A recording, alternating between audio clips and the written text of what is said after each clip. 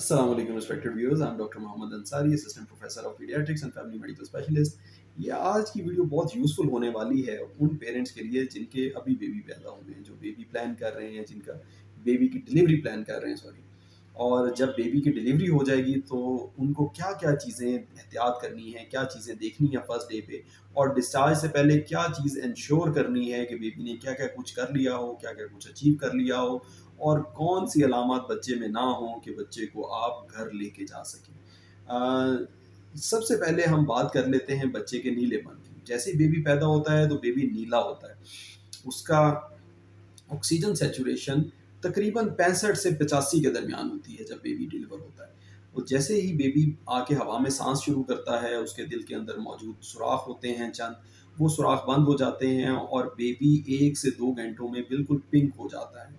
Baby को बाज़ औक़ात बेबी बहुत जल्दी पिंक हो जाते हैं। उनका जो डक्ट है, जो पेटेंट डक्टस आर्टेरियोसिस है, डक्टस आर्टेरियोसिस जो है वो फ़ौरन बंद हो जाता है। ये एक सुराख होता है नॉर्मल, जिससे नीला खून सुर्ख खून के अंदर मिक्स होता है और बच्चे के होंठ, ज़ुबान और पेरिफेरीज़ नीली रहती है। तो कुछ देर तक तो बच्चे का नीला रहना नॉर्मल चीज़ है, लेकिन कुछ देर के बाद आधे घंटे, घंटे, मैक्सिमम 2 घंटे के अंदर-अंदर बच्चे को पिंक हो जाना चाहिए।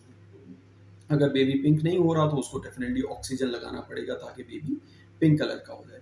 फिर बेबी क्योंकि पानी में सोक होता है तो वो जैसे ही बाहर की एनवायरनमेंट में आता है, हवा से कॉन्टैक्ट में आता है, वो पानी उड़ता है, तो बेबी ठंडा होता है। फिर बेबी को आपने वार्म ज़रूर करना है। इस स्टेज पे बेबी को वार्मर के नीचे रखें या माँ की छाती पे रखें, माँ के पेट पे रखें बच्चे को, ताकि बच्चे को अच्छी तरह से ड्राई करने के बाद माँ की छाती पेट पे रखें ताकि बच्चे को वार्मथ मिले, माँ की तरफ से गरमाइश मिले। फिर तीसरे नंबर पे बच्चे का दूध एस्टेब्लिश करना बहुत ज़रूरी है। 1 घंटे के अंदर-अंदर बच्चे को माँ का दूध देना चाहिए। नॉर्मल डिलीवरी में 100% बच्चों को माँ का दूध मिलना चाहिए। जिनका सेक्शन हुआ होता है, ऑपरेशन हुआ होता है, माँ होश में नहीं होती, माँ को इंजेक्शन लगा होता है, माँ उठ के बैठ नहीं सकती क्योंकि नीचे वाला धड़ जो है वो पैरालाइज़ हुआ होता है। तो उसमें टॉप फीड की जो है वो परमिशन है, लेकिन वो भी बहुत केयरफुली देना चाहिए। फिर कुछ लोग ये करते हैं कि माँ का पहला दूध जो है वो ज़ाया करते हैं कि जी ये पुराना है, ये बासी है, ये ठीक नहीं है। ये हाई प्रोटीन मिल्क होता है जिसे कोलोस्ट्रम कहते हैं। ये बच्चे के लिए ज़रूरी होता है। अल्लाह ताला ने कोई ऐसी चीज़ बगैर मकसद के नहीं बनाई है। जो फर्स्ट मिल्क है माँ का, चाहे वो जितना भी गाढ़ा और जितना भी जो है वो हाई कलर्ड हो, वो बच्चे को चाहिए होता है। उसमें प्रोटीन ज़्यादा होती हैं और उस वक़्त बच्चे को फर्स्ट डे पे प्रोटीन्स की ज़्यादा मिकदार की रिक्वायरमेंट होती है। और उसमें इम्यूनोग्लोबुलिन्स मिलते हैं बच्चे को, जो उसकी इम्यूनिटी को बढ़ाते हैं।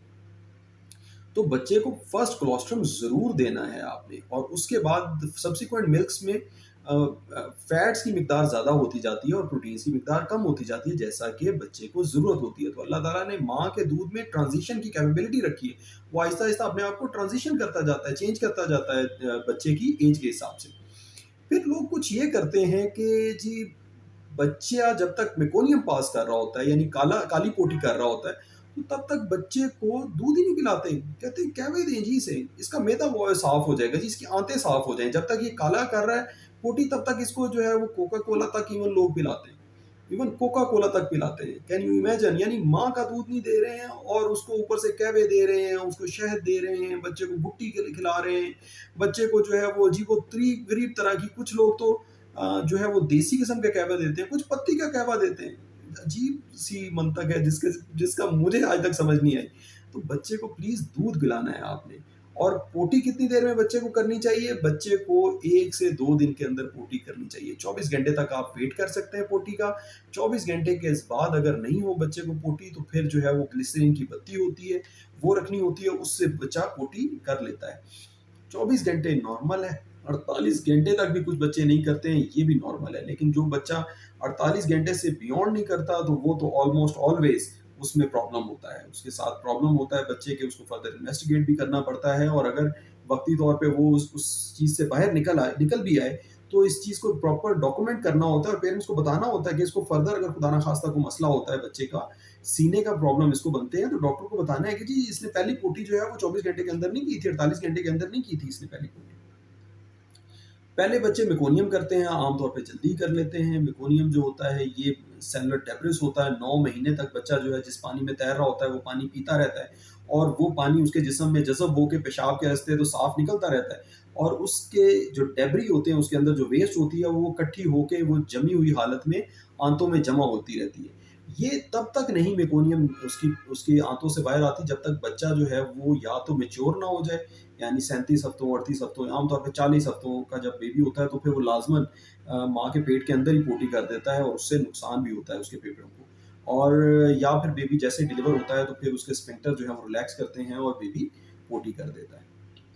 तो पोटी जो है वो पहले ब्लैक कलर की आएगी कुछ दिन में, 2 से 5 दिन के अंदर ये ब्लैक कलर की पोटी आहिस्ता-आहिस्ता कन्वर्ट हो जाएगी मिल्क स्टूल में, जो कि दूध के साथ उसको होंगे, जो कि येलोइश कलर के होंगे या थोड़े से ब्राउनिश कलर के होंगे।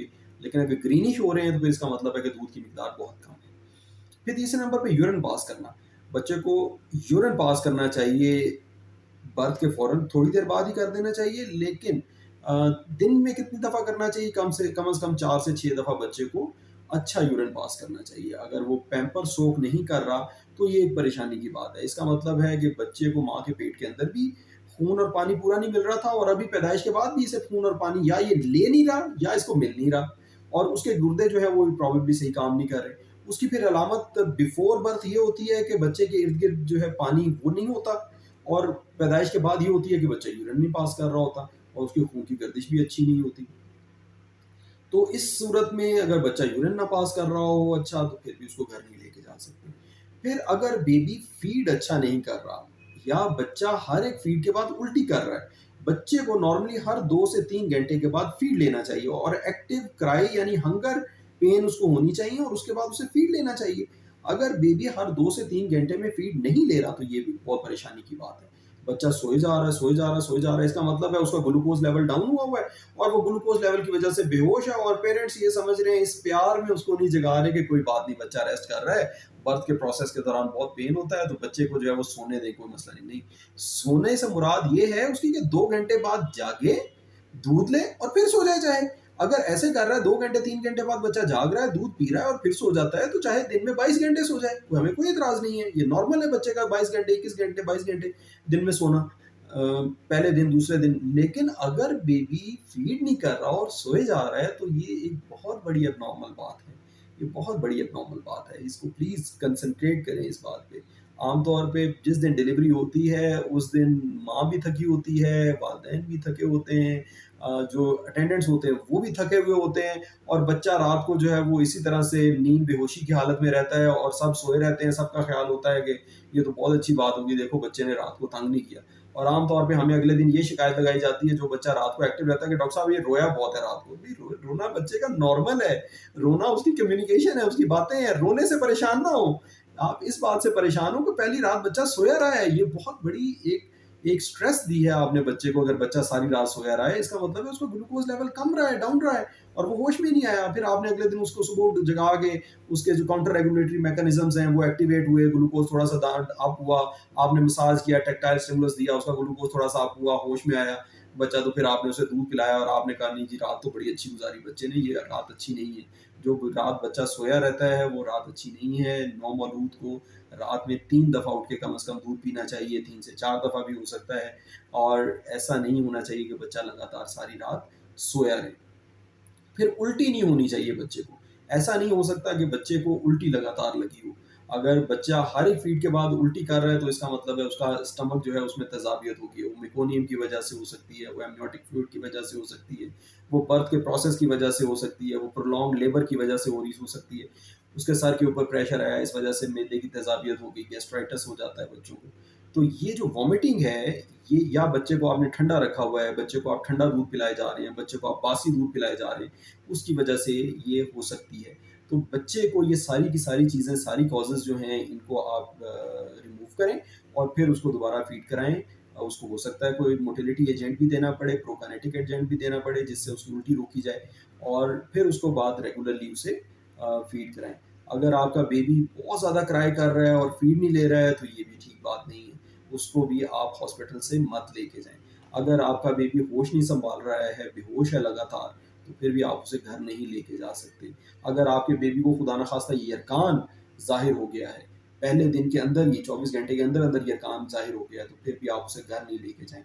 अगर आपके बच्चे को साँस की तकलीफ़ ज़ाहिर हो रही है, साँस तेज़ ले रहा है या वो कर्रा रहा है, फरियाद कर रहा है, उम, हर साँस के साथ इस तरह से कर्रा रहा है, तो फिर भी आप उसे घर नहीं लेके जा सकते।